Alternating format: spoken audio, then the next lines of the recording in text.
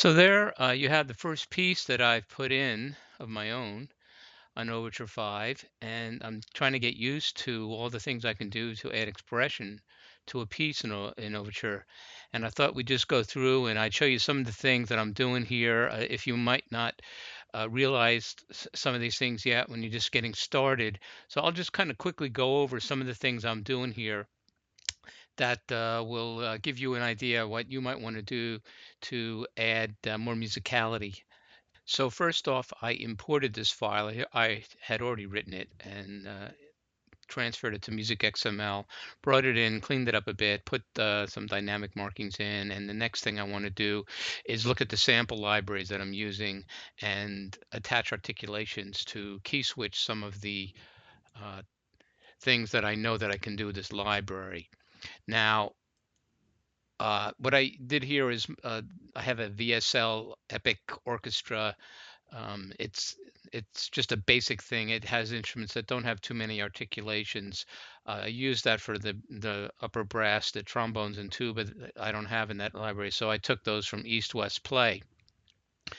So the first thing I see in this library, I only have a few articulations: a staccato, a sustain, a legato with some vibrato on it, and another much heavier vibrato uh, patch that I can't use here.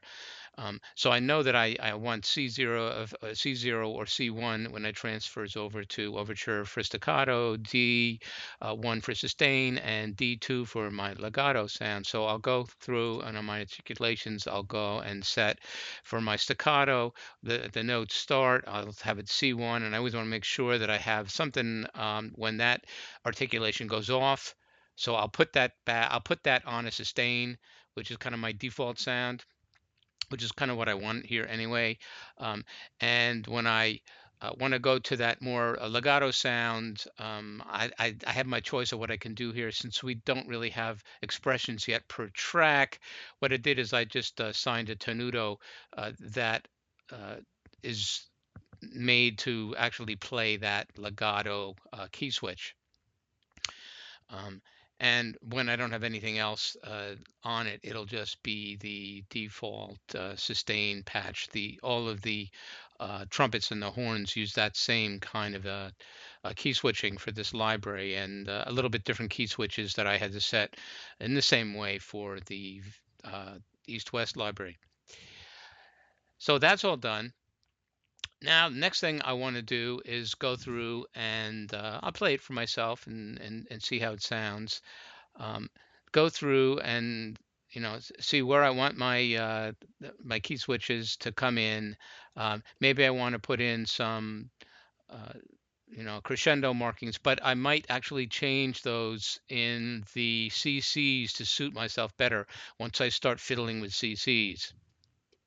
So the next thing I did was I went through and I basically put in we'll go to our linear view here, and I put in a velocity profile on my notes. I don't want I don't want all these velocities coming in on the same value, so I want to be dynamic about things.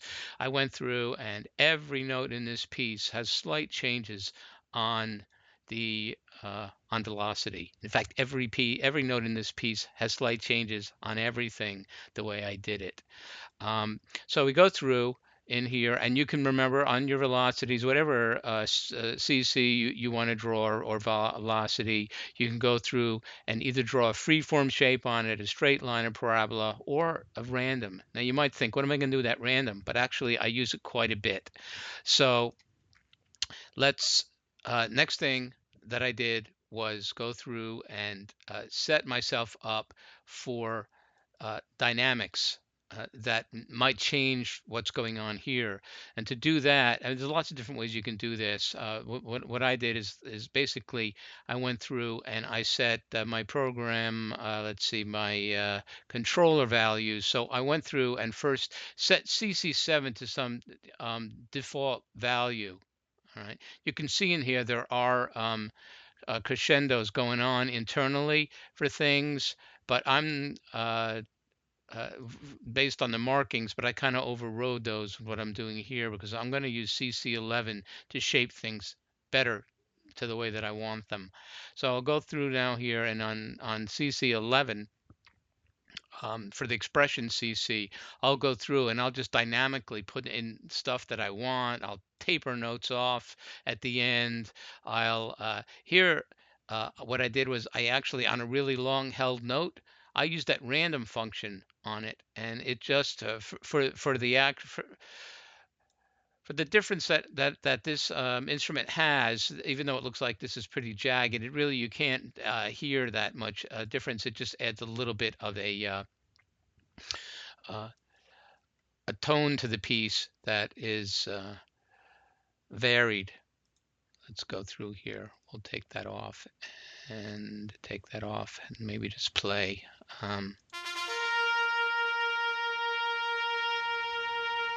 You can hear it doesn't really do that much, but it gives it a dynamic shaping, so it's just not a steady tone, which is something we want to avoid at all costs. Okay. Next thing I did is there's a humanize feature in this. So every staff I went through and selected the staff, and in my um, linear view, to do that, I can just select the measure and then go to the end and do, at least on the PC, a shift control and select the whole thing. Then I can go through in my humanize function, and you can set this to different values. I didn't humanize that much, but I varied each one of the lines a little bit so that each line is not setting things exactly the same way. Just in case they use a random function, it always starts with the same seed for every line. I don't want the randomization to be the same randomization for each line.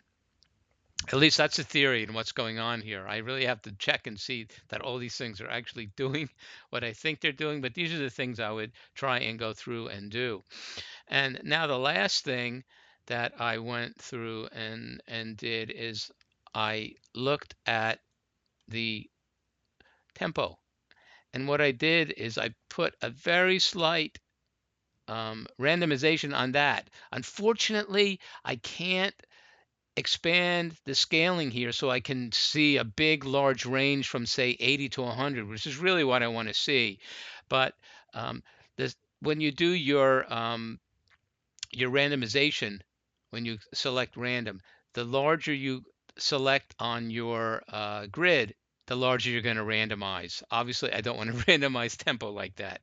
So I took my tempo down kind of as small as I possibly could and laid in a little randomization there. Even smaller than that, you can see.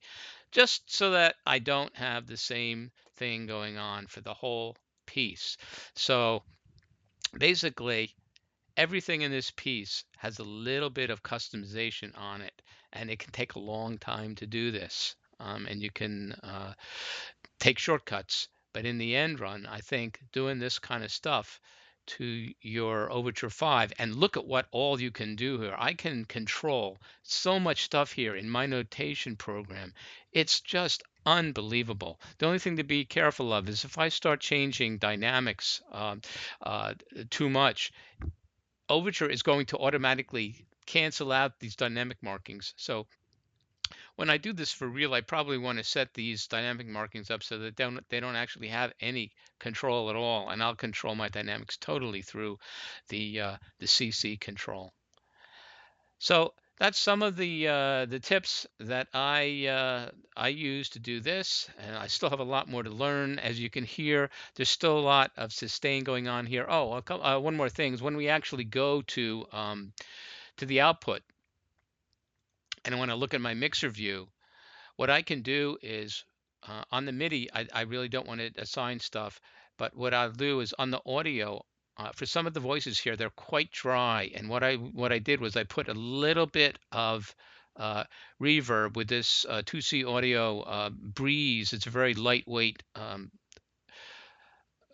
reverb that doesn't take up much processing time. So I stuck that on my VSL brasses. I didn't put anything on the East West because those things are recorded really wet.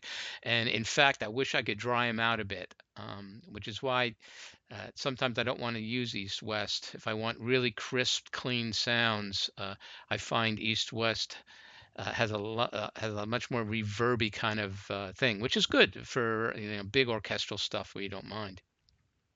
And then finally, on the master output, you can put a reverb of your choice.